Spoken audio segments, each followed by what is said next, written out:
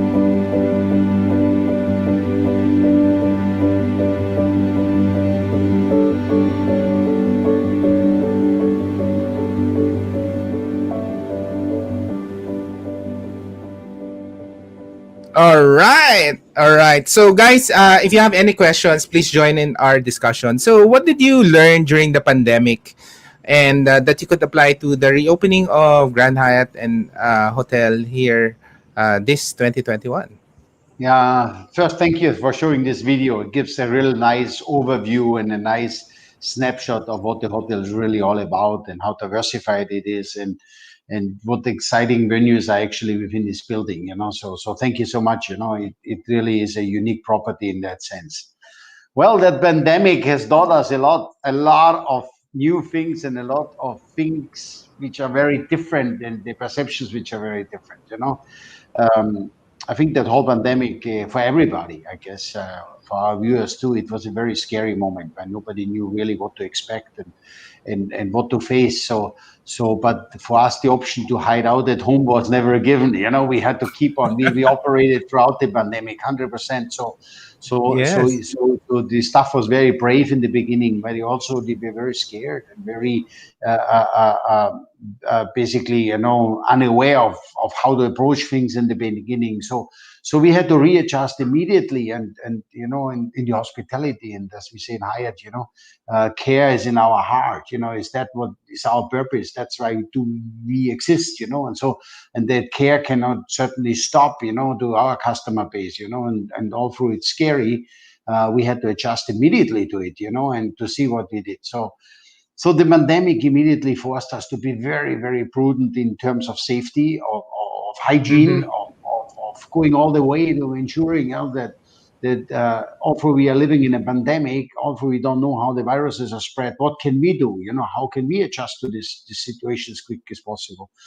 So we were fortunate enough as with the owning company to adjust the hotel to a level where we said, my God, you know, we immediately we lucky we not just ISO 22000 certified, which is the highest food standard in the city, but we also engaged immediately into contracting with GPAC, for example, which is the Global Biological Advisory Council for biohazard, and how what to do, how to clean up, how to prevent infections from spreading, how do we cut the chain from transmission and everything else.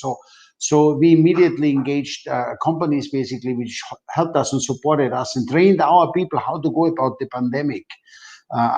Lucky there were such tools like Zoom and Team, like we are talking now, which really helped us to train the staff remotely and get them online, and to see what needed to be done, you know, to counteract, you know, those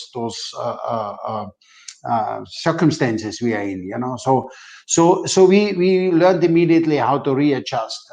Hygiene practices were completely changed. You know, it's like we had to force everybody basically to learn how to wash their hands every 20 minutes. You know, we installed alarm clocks in every kitchen in every corner, so that the people are constantly be reminded to wash their hands. So to really break the chain of transmission as quick as possible. So, and it has served us very well, and it became a habit until today. It became Yeah. second nature already. So, which is it's great to see.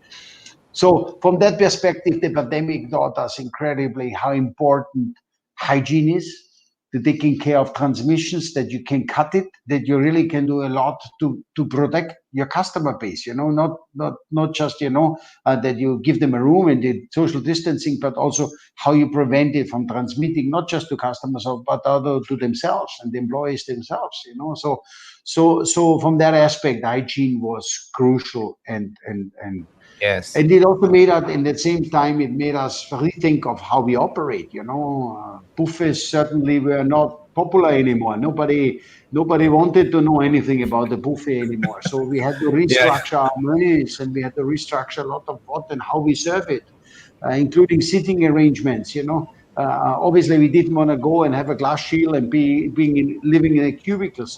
So we removed 50% of the inventory of chairs and tables. So we spaced it all out, Ah, and wow. so to ensure that the customer really feels safe. Also, you know, when he goes. Yeah, there's guests there, but I know I have enough safety and distance. Yeah.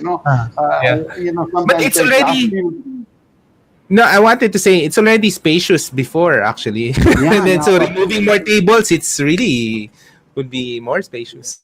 Absolutely. No, we are taking our chairs and tables to really ensure that they really feel comfortable. that you say, okay, I can Okay. come here.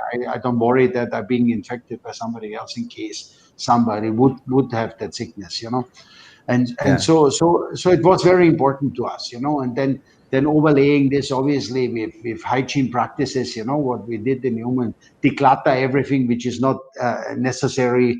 Make sure you have sanitation stations throughout the hotel, not just one in the entrance, but on every floor landing, on every restaurant entrance, you have sanitation stations, where you have you serve wet wipes to everybody, alcoholic wet wipes to every customers today, so they really can feel, I'm eating there. I can wipe my cutleries. I can do anything I want to ensure double safety. Not that they think, Nice. oh, I have to wonder and I have to go about, worrying about my health issues here or my safety issues. So Mhm. those type of initiatives we had to take on. It's like every guest room has a sanitation kit inside today, which didn't exist in the past. So we're providing to every guest their face shields, face masks, sanitizers, So there were a lot of additional emphasis focused on ensuring that let's do everything possible to prevent, spread as much as possible and break that chain of transmission, so to speak. Yeah, that's And good. And usually hotels have really a high standard already before the pandemic. So yeah. this is a little No, higher, a lot higher. I think it's important. I think hotels, and especially if you're in the international chain, you need to be for a front runner in that sense. You need to set standards and I mean, the name is not just why you have a big name. It also comes with certain brand standards and certain compliances. Which the customer come to expect from an international chain hotel. And such is for us as Hyatt is crucial around the globe by one bad incident may affect you everywhere in the world, and today with Yeah. media going instant, so to speak, we have to make sure that we are compliant wherever we are. Now, I have a question for you. Mm. Because the pandemic really affected our industry, the food and travel industry. A lot of hotels are closing down or, laying off employees. How did you executed the caring for the employees and, and this vaccination? What's the philosophy for Grand Hyatt? Yeah, first of all, I must really I must praise our owners where we had a longer discussion with them. We did not let anybody go. Nobody was let go. They are all still here who wanted to have a job. Wow, really? Yeah, not a single person was fired, so to speak. Yeah. So everybody is still employed, and everybody who wanted a job had a job. And until today, we have not gone to the extent of letting anybody go. Why? It is very hard to regain footage and to keep your skills and your personality going. It takes a long time to build a certain values in a company. A company without values or without the people who drive those values, is nothing. So for us, this was very crucial to maintain the skill set as well as preserving the values and the culture from within, or the DNA, so to speak. So we had a long discussion with the owners how we do and how we could maximize, on that and what we could do to preserve the livelihood. By obviously it was a scary moment where nobody knew how long it lasted. How long is this going to last for everybody? So there was a lot of commitment from the owning company to preserve the livelihood of our people which work here and their families and their associates, and they also have families. So we had to do a lot of things: reskilling, embracing flexible work weeks, learning different new skills so they can work in different departments, so that we really were able to shift the people also around. And it was scary. I give you an example. For example, we in the beginning when the pandemic hit, certainly we didn't have a car park operator anymore. Nobody showed up anymore. So you cannot say, well, now we cannot abandon a car park, for example. So our Uh-huh. employees, we took a pool of employees and say, well, you have to become now a car park operator, and you will learn new skills and how to drive this and how to be different. So we shifted immediately those areas which normally outsourced, like night cleaning, for example, laundry department. They didn't show up in the laundry anymore.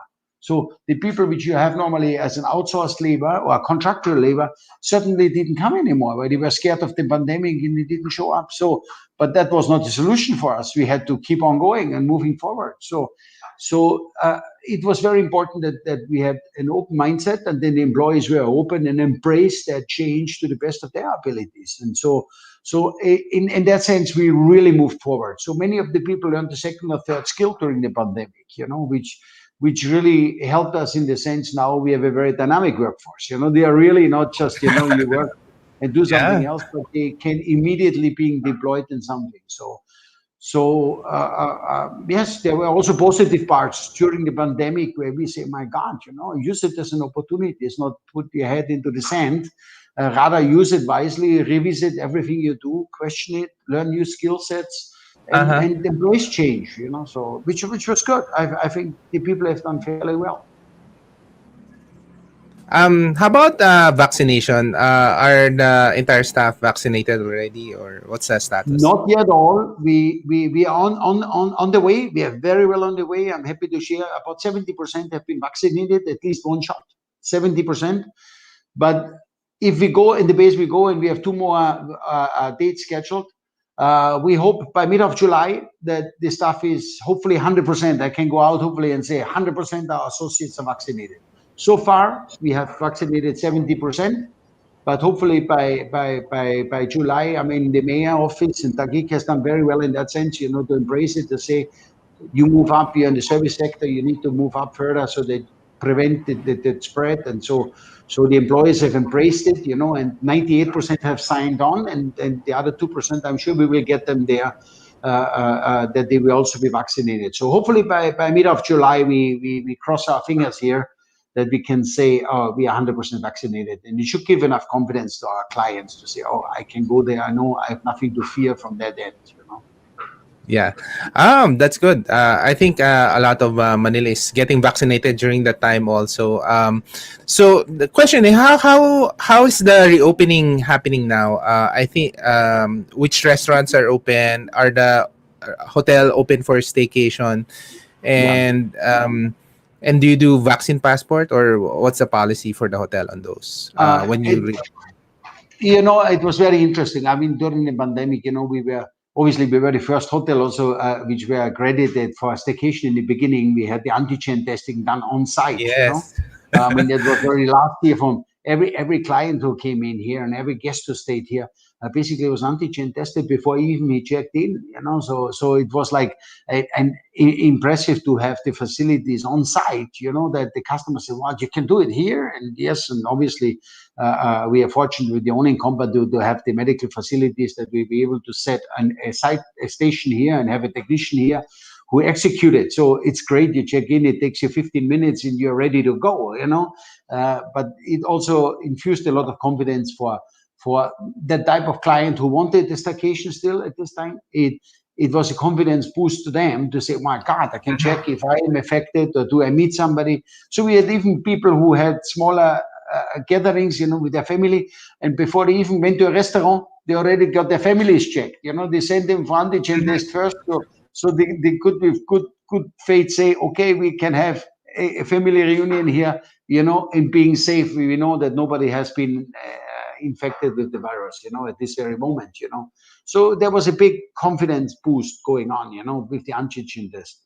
Obviously, we had the second shutdown since then, and we immediately engaged into being a multi-purpose property, so we can take every segment, Mhm. which is great to see that the hotel it has embraced and worked very close with the Department of Health, with the Department of Quarantine, as well as the Department of Tourism. So to see how can we open up this industry further, how can we ensure that people can have confidence, and how can we infuse it in society, that we have to move forward. We have to businesses have to restart, and businesses have to get their foothold again. So the first phase was obviously that we get the thumbs up from these departments, government departments. They say, okay, we trust what you do and how you do it, and we good confidence can assure us that this has been executed on a daily basis, hour by hour. So therefore, we obviously set up additional layers of safety and security, such as we have, for example, a cleaning ambassador, which does nothing else. He goes around and wipes every high touch point area every hour, and disinfects everything, so that you really, and he walks around. it was so funny when some of my clients say, "Who is the doctor running through the?" When we put him in a white suit, they say, "Who's the doctor running here through the hotel?" I say, "It's not the doctor, and the thing is not a gun. It's an electrostatic gun where he sprays high touch areas constantly to ensure that the areas are really sanitized and are really Right. protected, and that chain from transmission is not happening." So there's layers after layers which have been introduced, and so we have seen the confidence has returned. I must say the clients who come here are not one-time returners. They really feel comfortable to come back.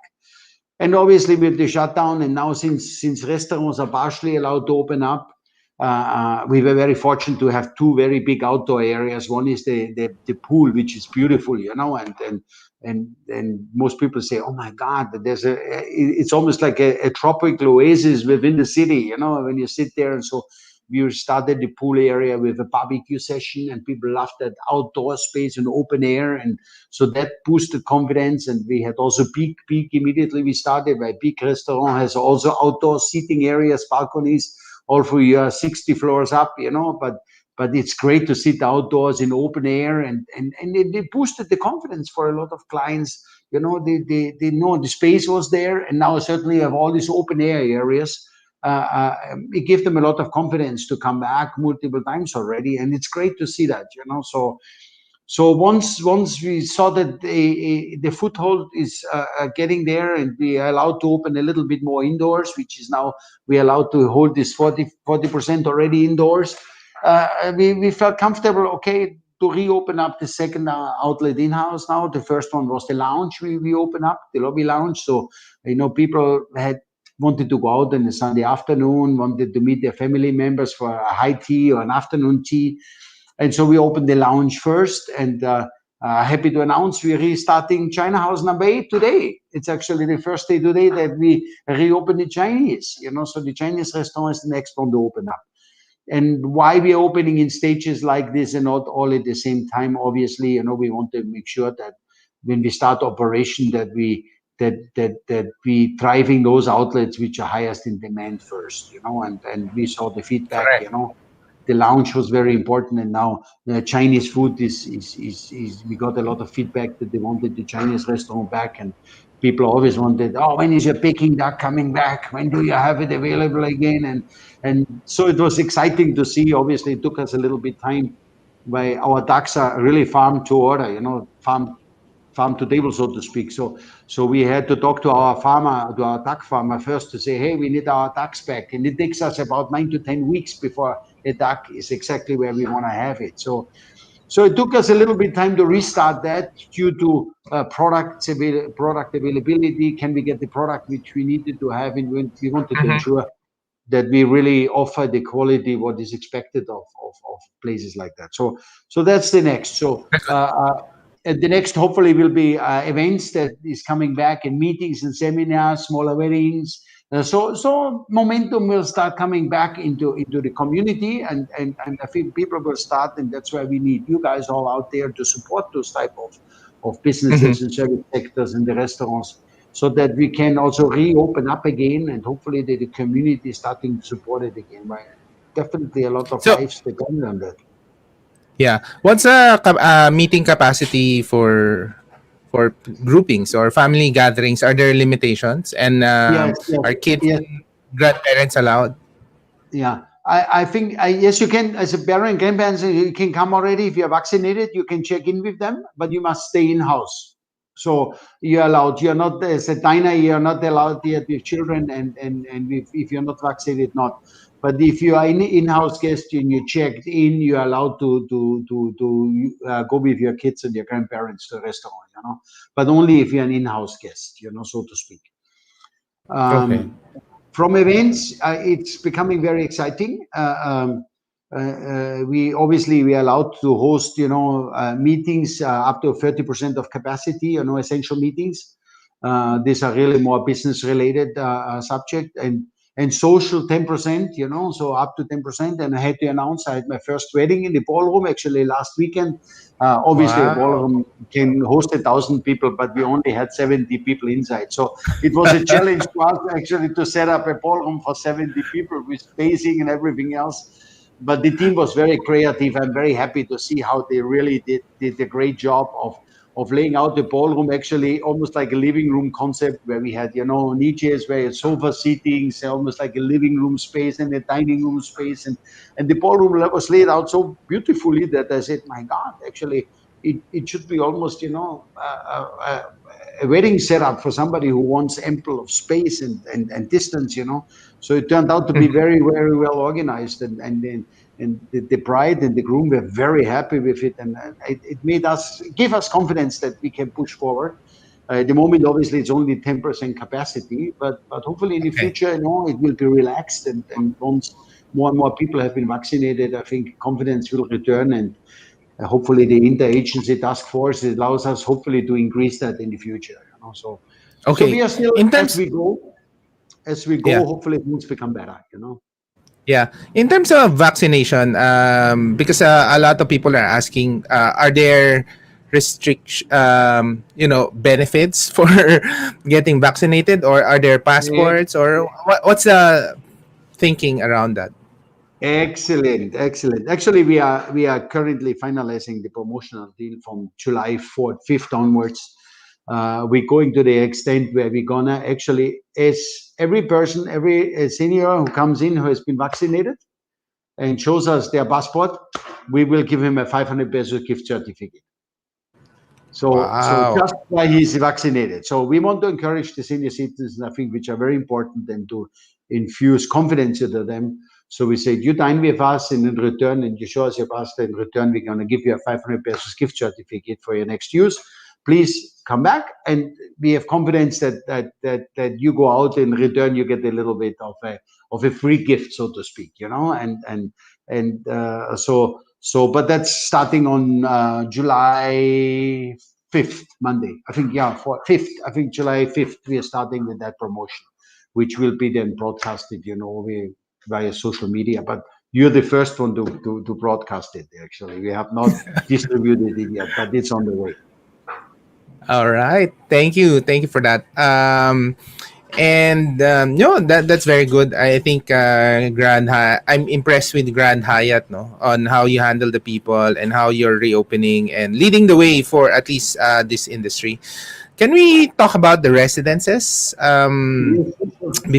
Before I ask you more about the hotel, because I think the residences is one of those things that you guys are launching also, coming out of the lockdown. I'll play a video first to get everyone on the same page. Here you go. Wonderful.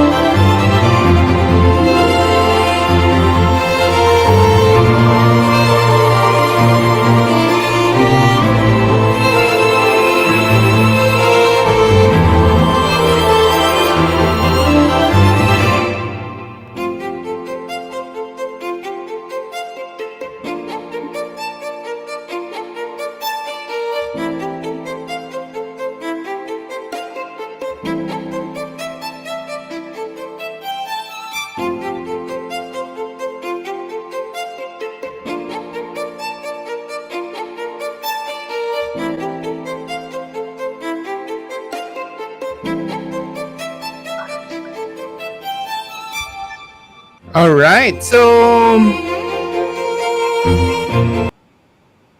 So what's happening with the residences? Maybe you can talk us through that some more. Yeah, Anton, we are very excited about the residences, right? It forms such a important part of that whole complex, so to speak. Where the hotel itself obviously is very impressive and everything else, but it's a lifestyle. We want to create not just a hotel room to stay in. So we want to create a community around the hotel, and obviously the residences play a big part in that. So we have two towers actually. Two towers of residences, Tower One, which is already open up and running. But I think I'm very Mhm. excited about Tower Two, where it offers a new level of standard also on interior design, but also a new level of facilities. And not only will residences have hotel amenities, but also the services which will be provided are very, very typical, like you can expect from a hotel. We train employees, basically in the hotel, and some of these employees will be transferred to the residences, so to speak. Which Ah. understand the facilities, which understand what services are available, so to ensure that it's not just another residences and I can go, but they know very well what to expect and what is available in the instant. So I give you some examples, on those services which will be available. Uh, Tower One or Tower Two, they will have very similar set of services which are offered. That includes, for example, we have limousine service. If you need a limousine service, somebody needs to pick up, for example, during the crisis. Now we have from Residence Tower One, people said, "Oh, can you pick somebody up from the airport? I know you have limousine service. I know you have access." So that confidence level, it's great to see they don't have to go where an Uber cannot drive there, they cannot drive there, or a Grab. So it's important that these services are what we offer in the hotel are also extendable towards the residences. We had people who wanted to cater and dine at home. They didn't want to go out. They say, "Oh, but I have family members over. Can we have some food from Peak? Can you do it for us?" And say, "Sure, we can do it. We Uh-huh. send you even the chef over there. We cook in your home over there, and let us send the chef and the ingredients, and it's done in your own home." So those type of services are all available. By Nice. the residences are really integrated as a lifestyle, and with Tower Two, we are extremely excited by we have, for example, it's one of the very few residences which will have a helipad. So if you want to fly in and Mhm. fly out, you could potentially, Mhm. why Tower Two has a flight path, and so there will be a helipad available for clients. So services like that are fantastic to Mhm. have. And in conjunction with the hotel and the services, especially from the soft power, as we call it, and the people services. So if you want to go out as a resident owners and you want a babysitter, it's one phone call to the hotel and you have a babysitter on site. You don't have to look for it, and Mhm. and all within the same standard than the hotel would provide. So that even the client who decides to purchase a unit there or buy a residence can expect additional services which are available. And that goes from laundry services. How great if you need to be something dry cleaned and you say, "Can you pick it up?" And in an hour you have it back. I mean, and you say, Uh-huh. "My God, this is exactly what I need." This is obviously people who buy residences on such a level expect services like that, and therefore the hotel it has to be integrated, and services like that have to become available. That shows us, how we can extend care in that sense. That Mhm. you're not the resident unit just over there, but you're part of Hyatt, where we also every unit owner who buys a unit, for example, is enrolled into World of Hyatt, which is the highest tier status which we have, Oh. the globalist status.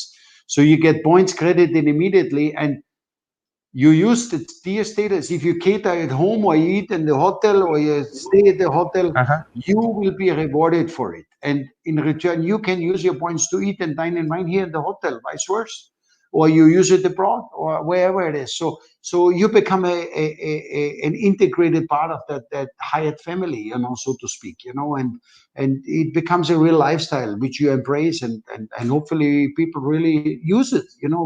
It's there for them to use it and to benefit from it in that sense, and becoming part of that Hyatt lifestyle of going grand and living grand, and the more we can integrate that, the more exciting it will become. So we are looking really That's forward to have the Tower 2 up and running, and to offer these new services. So it's doing well. I think they started. I'm not sure exactly on the selling status, but I think they are quite nicely in demand. So it seems to be momentum is coming back in the market. People are looking for this type of residences. So we see a very positive and bright future ahead there. yeah, that's good. This includes gym and massage services, I guess. Everything, yes, yeah, we can offer everything, including massage services. So we have a Wow. whole we have a catalog basically of a la carte services we call them, which are available for the clients to choose. But also it goes to the extent even secretarial services we offer to our resident units. So it's great to see that we have basically whatever services we have in the hotel we can provide there. And Okay. the better, the more the better, so to speak. Okay. Now, that's actually awesome. And I wanted to ask you, how does the Grand Hyatt brand really look at the Philippines? Because offering this all these high end luxury services in the Philippines, launching after the lockdowns, I think that's really like just inspiring to see how your brand is looking at the Philippines now. Because before, obviously there's not, a Grand Hyatt status before, but now everything is here, including the residences. Can you share us how do you look at the Philippines? Because you handle also Vietnam, or you're exposed to the region. How does Philippines work in that hospitality industry in the Grand Hyatt point of view? I mean, for us, the Philippines, we are actually here in the Philippines a long time already. We are already here since the 70s. So Hyatt is not a newcomer in Okay. the market. So we are here. Many of our viewers may still remember our first Hyatt was the Hyatt Regency Rojas Boulevard. We had the hotel Oh, there, yes, yes. which the hotel which is today a Midas. I think it's a Midas today. Used to be a Hyatt Regency originally in the 70s. So we are here since then. But we always had the Hyatt Regency brand in the market, and then we had also once at one stage a casino property, which was the Hyatt Hotel and Casino Manila. And so we still have a casino property currently, which is in the City of Dreams. There's also a Hyatt Hotel there, which is also a Hyatt Regency. But with the launch of the Grand Hyatt brand, obviously it took us a little bit time by, it's still in an emerging economy here in the Philippines, but we see that the economy has started to grow, and the owner started to develop better products and higher end products. There was more interest from foreign investors. There was more interest from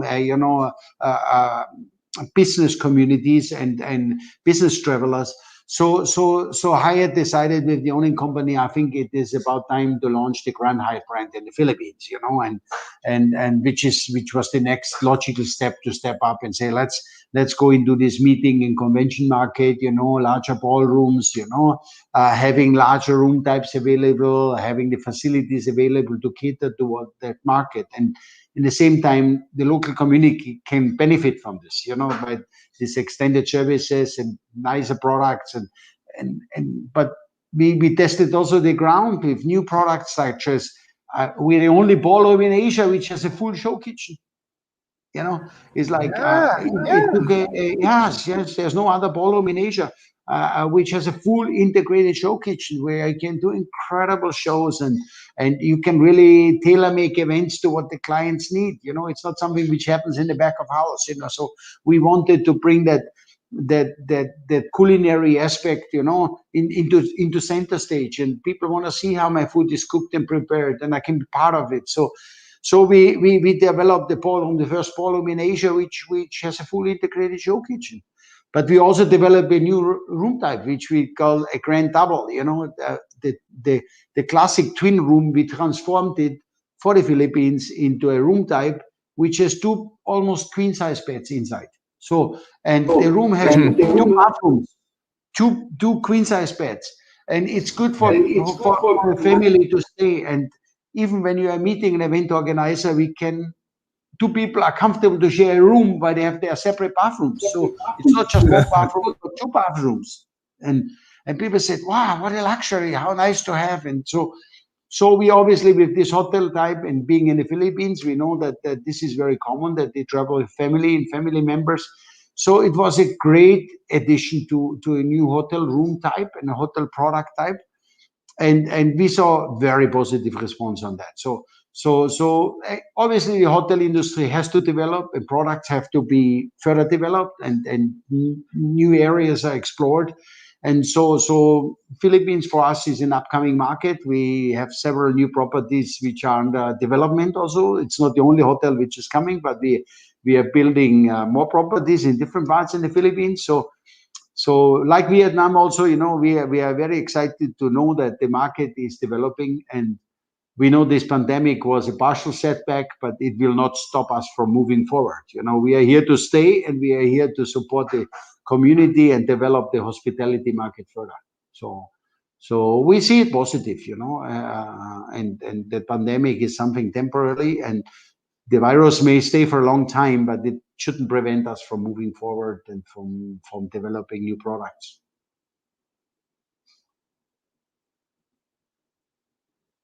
Yes, and thank you so much for this really inspiring discussion. Maybe just to end our discussion, can you talk to people, invite people to Grand Hyatt who's looking for, actually, people are planning for the bird season already here in Manila, and maybe just invite them and reassure them of the Grand Hyatt branded service for all Filipinos.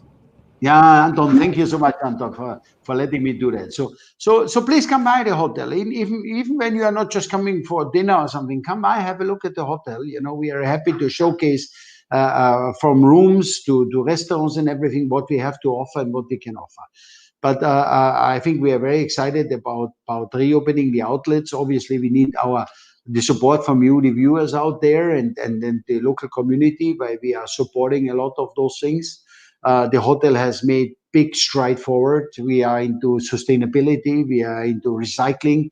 We're thinking about communities, of how we can engage them, and making this hotel part of the local community. It's not something strange, foreign, but we rather would like to position the hotel in a way that they say this is a hotel for the Filipinos. It's not a foreign brand, but it's a brand which is made for the Filipinos, and I hope that all of you Filipinos coming and enjoying it. And the facilities, it is built for you. It is made that you and your family members celebrate occasions, celebrate your birthdays, your reunion. Many of you have not seen relatives or family members in the past. This pandemic has obviously put a lot of strain on people. So there's a good reason to come. So please make Grand Hyatt your choice. Come by. We will have special offers for you at any given time. We are full of promotions, and I hope to see you all here soon. And if you come by, call me up, call me and say hello. I'm happy to invite you here and say hello to you and spend a few encouraging words and give you some recommendations. So please feel free to do so when you come next time. Uh, Call me. I'm here for you. So, but thank you for giving me the opportunity to speak to all of you. All right. Thank you so much, and see you soon in Grand Hyatt. We're just finishing our second dose, and we'll sure to see you there soon. And I think a lot of people are excited about Grand Hyatt services reopening. Congratulations again. Anton, thank you so much for this. And please, if you need something, don't be a stranger. Anything you need, send us a mail. You want to inquire about something, not just yourself, but also the viewers. Drop us an email. We are here to serve you. We are here to care for you. Yeah. All right. Impressive. Thank you so much. Bye bye. Salamat. Thank Thank you, you for all Anton. the. Bye bye. Bye See you all soon. Thank you.